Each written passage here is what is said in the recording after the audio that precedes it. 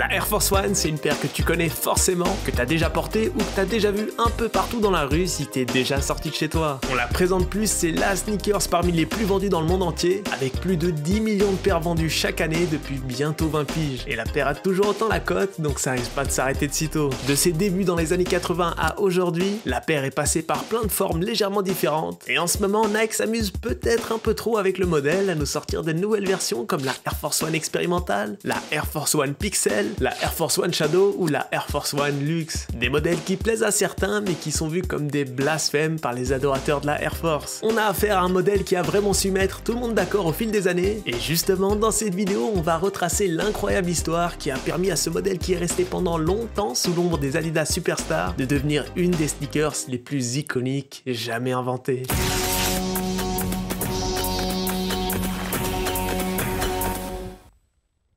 Salut les gars.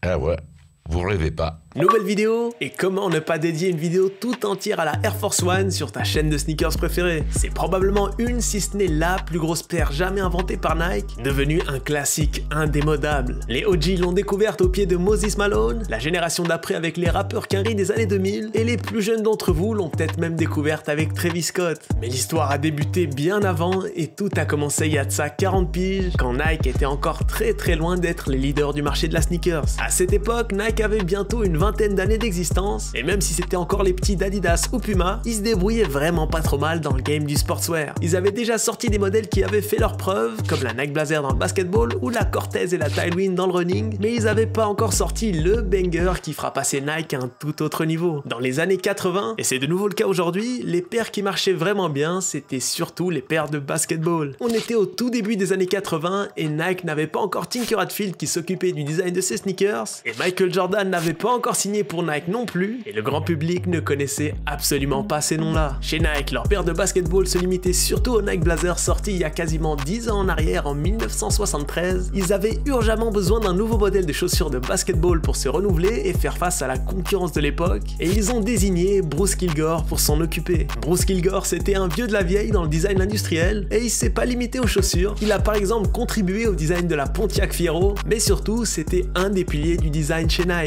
Le problème, c'est qu'il n'avait absolument jamais designé de chaussures de basketball, et son domaine à lui c'était plutôt les tennis, comme la Nike Adversary ou la Nike Ace. Ce petit inconvénient est au final devenu un gros atout pour le designer, puisqu'il a réussi à faire un mélange entre paire b-ball et tennis qui créera cette shape hybride qu'on retrouvait chez aucune autre paire, et qui rendra la Air Force One basse incontournable. Mais au départ, la Air Force One était initialement sortie sous sa forme haute pour le basketball. Ses inspirations étaient surtout puisées sur ses anciens modèles de tennis, mais il a aussi eu des inspirations assez étonnantes comme la Nike Air Approach, une paire pour les randonneurs dont vous avez probablement jamais entendu parler, ou alors l'avion présidentiel américain qui lui aussi s'appelait le Air Force One. Mais au-delà de l'apparence, ce qui a fait la notoriété de la paire, c'était aussi son côté performance. C'était la première paire de basketball chez Nike à avoir la bulle d'air dans la semelle 3 ans avant l'arrivée de la Jordan 1. Mais c'était aussi la première paire chez Nike à utiliser des méthodes d'assemblage de semelles plus modernes, ce qui rendra la paire plus souple et plus légère. Nike avait vraiment un très bon produit. Après plusieurs tests avec des basketteurs universitaires, ils ont officiellement lancé le modèle en 1982. Par contre, le budget marketing était pas le même qu'aujourd'hui, et on était surtout sur quelques affiches publicitaires et 6 athlètes sponsorisés qui portaient la Air Force One sur les terrains de basket. Mais malheureusement, c'était pas assez pour que la paire attire l'attention du public. L'histoire de la Air Force One commence vraiment en 1983, quand les Sixers deviennent champions de NBA, portés par un Moses Malone qui deviendra MVP cette année-là aussi, mais surtout qui faisait partie des joueurs choisis par Nike pour porter la Air Force One. Cette même année, Nike lancera la Air Force One Low, une paire qui marchera super bien sur la côte est des États-Unis, notamment à Baltimore, mais surtout à Philadelphia après leur victoire en NBA. On aurait pu s'imaginer que tout était en place pour que la Air Force One puisse enfin décoller et qu'elle allait enfin avoir le succès qu'elle mérite, et pourtant, tout s'arrête en 1984. En 1984, Nike veut aller de l'avant, c'est la petite marque qui se fait gentiment sa place, et pour garder la hype autour de leur marque, ils décident de constamment proposer des nouveautés. Fini la Air Force One, elle dégage du catalogue et se fait remplacer par la Air Force 2. Et ça va peut-être vous étonner, mais quelques années plus tard, il y a eu la 3, et on est même allé jusqu'à la Air Force 5 en 1990, mais la plupart de ces nouvelles Air Force ont été des flops totalement oubliés aujourd'hui. Mais revenons à notre histoire. Nike ne distribuait plus de Air Force One, le modèle n'était pas aussi convaincant que les Cortez ou les Blazer qu'ils vendaient depuis plus de 10 ans, et c'était tout simplement devenu impossible d'en trouver dans la plupart des magasins, sauf 3 boutiques de Baltimore qui ont flairé le filon et qui avaient convaincu Nike de continuer de leur fournir des grosses quantités d'Air Force One parce qu'ils étaient persuadés qu'ils pouvaient les vendre très facilement dans leurs magasins. À ce moment-là, la Air Force One c'était la paire de niche pour les puristes que quelques habitués aimaient bien porter et acheter en boucle jusqu'à entasser une dizaine de paires du même modèle chez eux. Ces 3 seules boutiques qui vendaient encore des Air Force One d'une nouvelle couleur chaque mois écoulaient plus d'une centaine d'Air Force One chaque jour, avec des mecs qui faisaient carrément plusieurs kilomètres pour choper leur paire. Mais la Air Force One était très loin d'être la paire fétiche du monde urbain. La plupart des gens qui kiffaient la sneakers à cette époque, ils avaient tous des superstars aux pieds. La paire qui était initialement pensée pour le basket sous le nom de Pro Model et qui a fini par devenir la superstar en version basse était le hit des années 80 à 90. Et c'était clairement la paire qui a empêché la Air Force One de briller. Pendant 2 ans, de 1984 à 1986, Nike a totalement laissé l'exclusivité de la Air Force One à ses boutiques de Baltimore. Mais en 1986, après avoir capté qu'il y avait beaucoup d'oseille à faire avec cette paire qui était très loin d'être oubliée, c'est le grand retour de la Air Force One avec quelques modifications sur la paire pour qu'elle ressemble un peu plus à celle qu'on connaît aujourd'hui. La Air Force One ressurgit et elle a un sérieux avantage comparé à toutes les autres paires de la street du moment. Le design de la Air Force One permettait de la décliner très facilement en plusieurs couleurs et c'est ce qui a directement attiré l'œil des hustlers et dealers de drogue de l'époque qui avaient énormément d'oseille et qui étaient surtout les plus gros influenceurs de la culture urbaine dans les quartiers populaires. Ils aimaient trop la sape, être vus et porter des outfits souvent très colorés. Fallait une paire qui puisse matcher leur outfit.